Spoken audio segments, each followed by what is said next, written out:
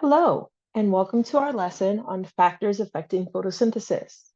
In this lesson, you will be able to demonstrate your understanding of structures in which photosynthesis takes place, identify wavelengths of light that can be absorbed by chlorophyll, compare and contrast the two main reactions in photosynthesis, and scientifically explain observed changes in the rate of photosynthesis.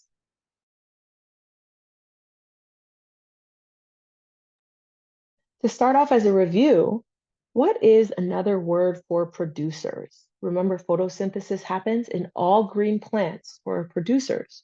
What is another word for producers?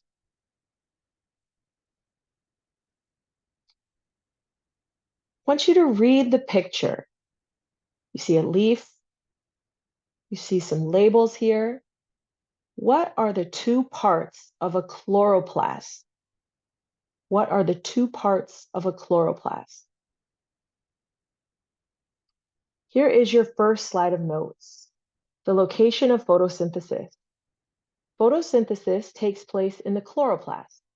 The chloroplast has two parts: thylakoids, which are small sac-like membranes of chlorophyll, and stroma, which are fluid-filled space outside the thylakoids, or which is the fluid-filled space outside the thylakoids. Review. Where does photosynthesis take place? Another review. Label the chloroplast. What does A point at? What does B point at? And what is C showing? Another, read the picture. Remember, in English, you learn to read sentences. In math, you learn to read equations. And in science, you learn to read pictures. Read the picture and answer the question, where is the chlorophyll located? Here is your next slide of notes. Chlorophyll is the primary pigment found in plants. Pigments is a vocabulary word, and they are defined as any light-absorbing compound. The main pigment found in plants is chlorophyll. It's green and located on the thylakoid membrane. Chlorophyll comes in two varieties, chlorophyll A and chlorophyll B. So just as a quick review, I want you to choose the answer that puts the structures below in size order from smallest to largest. So that would be smallest at the top, largest at the bottom, and I have given you the largest, it's plant. Your word bank is chlorophyll, chloroplast, thylakoid, plant is given, and leaf.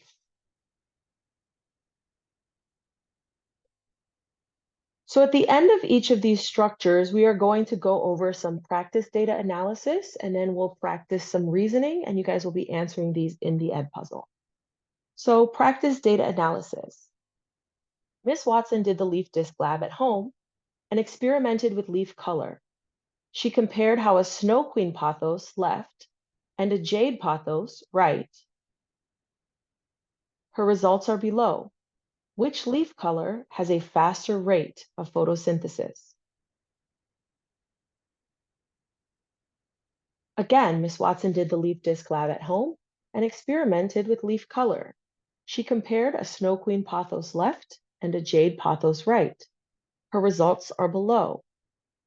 Select the answer that best describes the scientific reason for her results. Let's do a quick review. What are the colors of the rainbow? Select the answer that you think is correct.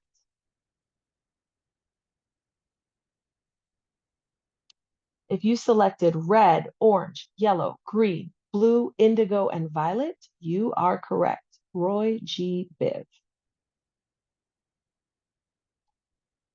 Read the picture. Based on what you see, why are plants green?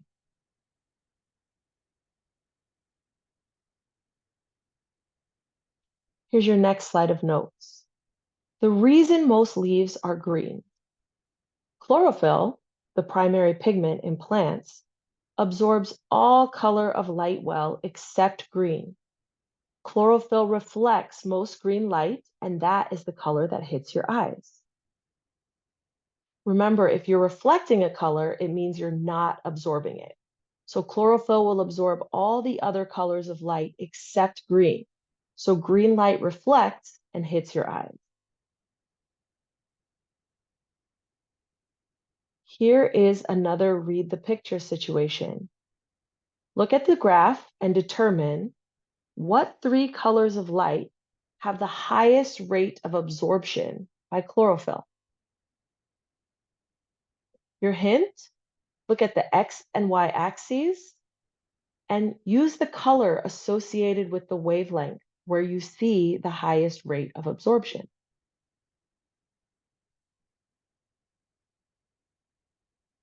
So when you're looking at this graph, there's three peaks that are higher than the rest. And those three peaks, two of them are in chlorophyll A and one is in chlorophyll B. In chlorophyll A, we have a high peak in the violet range and in the red range. And with chlorophyll B, we have a high peak in the blue light range. So the three colors that best absorb chlorophyll are violet, blue, and red. Here is another slide of notes that will help you with your CER. Chlorophyll and light absorption. Chlorophyll A and B absorb light very well in the violet, blue, and red regions of the visible light spectrum. Chlorophyll does not absorb light well in the green spectrum. Green light is reflected. So here's a practice data analysis. Miss Watson did the leaf disc lab at home and experimented with light color. She compared the rate of photosynthesis in white light to the rate in red light. Her results are below. Which light resulted in the faster rate of photosynthesis?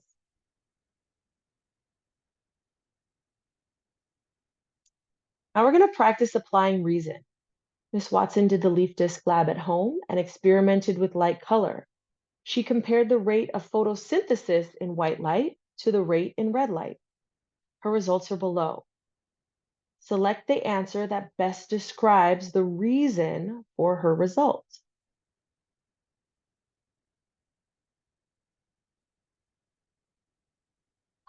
Let's take a brain break. We are about halfway through this lesson and watch a funny clip.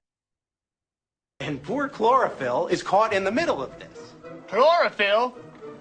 More like borophyll. Right? He's a little bit stuffy in here, huh? Don't talk to me. Chloroplast says And why is that? Because you're a loser. I don't know from these ribosomes. And chlorophyll helps a chloroplast. No, I will not make out with you. Did you hear that? This girl wants to make out with me in the middle of class? You got chlorophyll man up there talking about God knows what. All she's talking about is making out with me. I'm here to learn, everybody, not to make out with you. Go on with the chlorophyll. All right, so we shall, in the words of Adam Sandler, go on with the chlorophyll. Let's do a quick review. Photosynthesis is a process that uses matter, and it uses the matter present in carbon dioxide and water to make glucose, which is stored, and oxygen, which is released by plants. We've learned this over the past few weeks. If you need to take a break here and pause to write any of this in your notes, please do so. Photosynthesis is also a process that captures light energy from sunlight. And it captures that light energy from sunlight and it stores it in carbohydrates. And those carbohydrates store chemical energy. Specifically, the carbohydrates that plants use are glucose. And so the light energy transforms from the sun into chemical energy that is stored in glucose. So my question to you is, which item is both matter and stored chemical energy?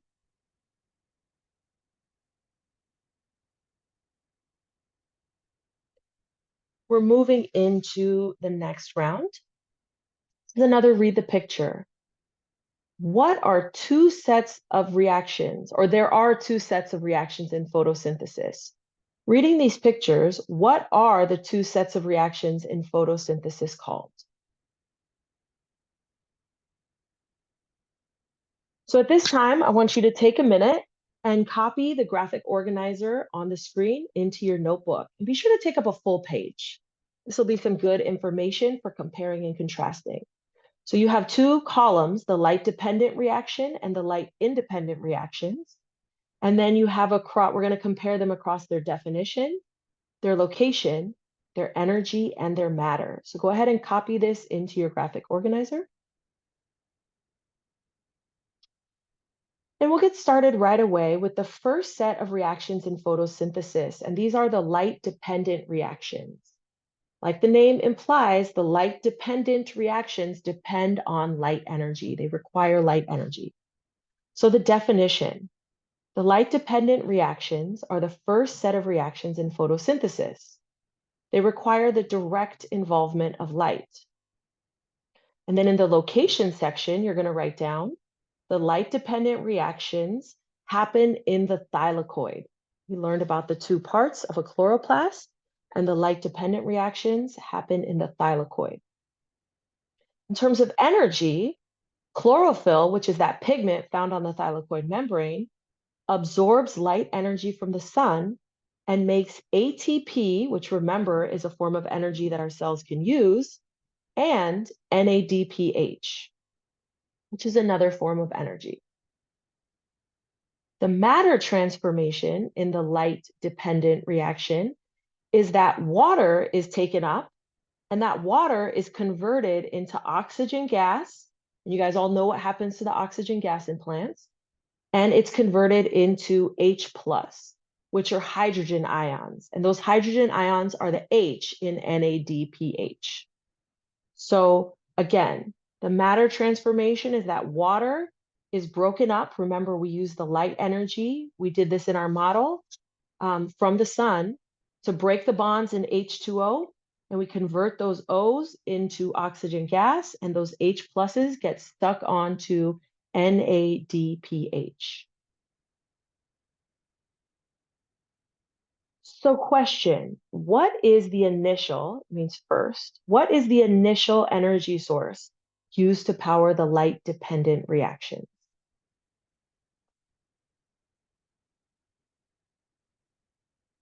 Next question, and you can find this in your graphic organizer, what is the energy transformation or change in the light-dependent reaction?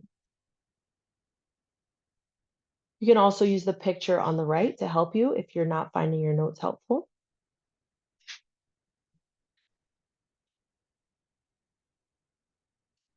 What is the matter transformation or change in the light-dependent reactions?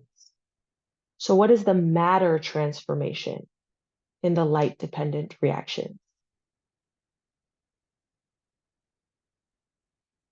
And we're going to look at some specific data from the lab.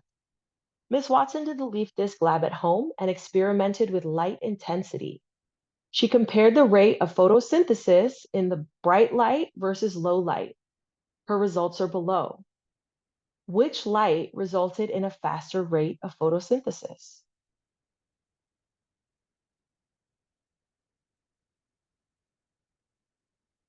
Now we're going to apply some reasoning based on what we just learned about the light-dependent reaction. Miss Watson did the leaf disc lab at home and experimented with light intensity. She compared the rate of photosynthesis in bright light versus low light. Her results are below. Select the answer that best describes the reason for her results.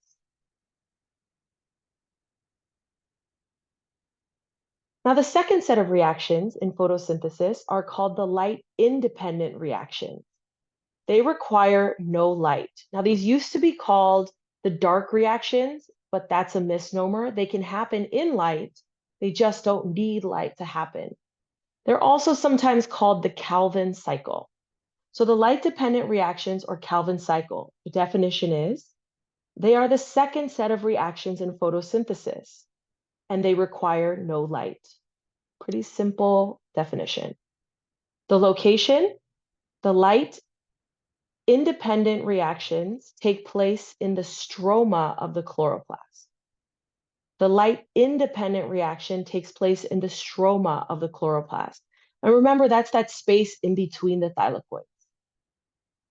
The energy transformation, the chemical energy in ATP and NADPH, remember from the light-dependent reactions, are converted to stored chemical energy in glucose. So again, the chemical energy in ATP and NADPH are converted into stored chemical energy, and that stored chemical energy is stored in glucose. And the matter change, the big matter transformation in the light-independent reaction, is that carbon dioxide and those H pluses from the light-dependent reaction are changed into glucose. So the H pluses from the NADPH and the CO2 that is brought in through the leaves are changed into glucose. So just as a quick check for understanding, what is the initial or first energy source used to power the light-independent reaction?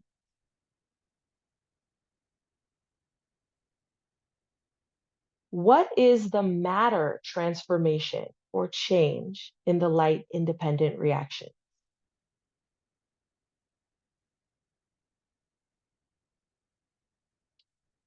We're going to practice some data analysis. Miss Watson did the leaf disc lab at home, and she experimented with the amount of CO2. She compared the rate of photosynthesis in 0.2% CO2 solution versus a 1% CO2. Her results are below.